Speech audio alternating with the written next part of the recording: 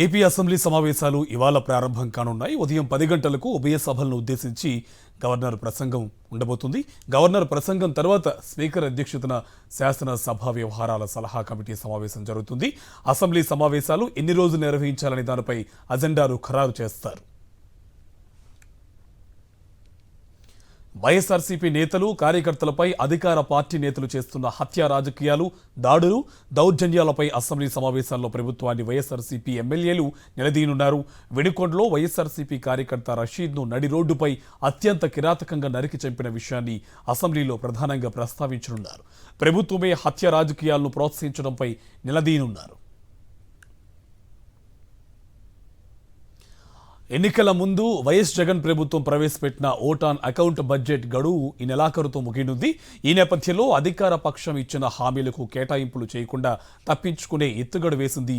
పూర్తిస్థాయి బడ్జెట్ను ప్రవేశపెట్టకుండా 4 నెలలకు ఓట్ ఆన్ అకౌంట్ బడ్జెట్కు సభలో ఆమోదం పొందడం ద్వారా కాలయాపన చేయాలని నిర్ణయించింది. ఎన్నికలకు ముందు కేంద్రం ఓట్ ఆన్ అకౌంట్ బడ్జెట్ ప్రవేశపెట్టింది. ఇప్పుడు ఈ నెల 23న పూర్తిస్థాయి బడ్జెట్ ప్రవేశపెడుతుంది. ఎన్నికల ఫలితాల తర్వాత అధికారం చేపట్టిన ప్రభుత్వాలు పూర్తిస్థాయి బడ్జెట్ను ప్రవేశపెడతాయి. అందుకు భిన్నంగా చంద్రబాబు ప్రభుత్వం ఓట్ ఆన్ అకౌంట్ బడ్జెట్తో సూపర్ 6 పథకాలకు కేటాయింపులు లేకుండా కాలయాపన చేసే ఎత్తుగడకు పాల్పడుతుందని అభిప్రాయం సర్వత్రా వ్యక్తమవుతుంది. గత ప్రభుత్వంపై ఆరోపణలకు, నిందలకు అసెంబ్లీని వేదికగా చేసుకోవడమే లక్ష్యంగా చంద్రబాబు శ్వేతపత్రాల విడుదల ఎత్తుగడకు దిగారు.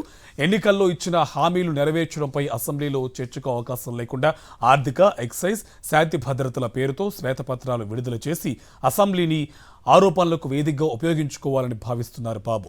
ల్యాండ్ టైటిలింగ్ చట్టం రద్దుకు అసెంబ్లీలో బిల్లును ప్రభుత్వం ప్రవేశపెట్టే యోచనలో ఉంది. టీడీపీ ఎమ్మెల్యేలందరూ పసుపు రంగు దుస్తులు, సైకిల్ గుర్తు కండువాలతో అసెంబ్లీకి రావాలని పార్టీ సూచించింది. 5 రోజుల పాటు అసెంబ్లీ సమావేశాలు నిర్వహించాలన్న యోచనలో ప్రభుత్వం ఉందని తెలుస్తోంది. ఈ నెల 24 లేదా 25న ఓట్ ఆన్ అకౌంట్ బడ్జెట్ ప్రవేశపెట్టే అవకాశం ఉందని అధికార వర్గాలు తెలిపాయి.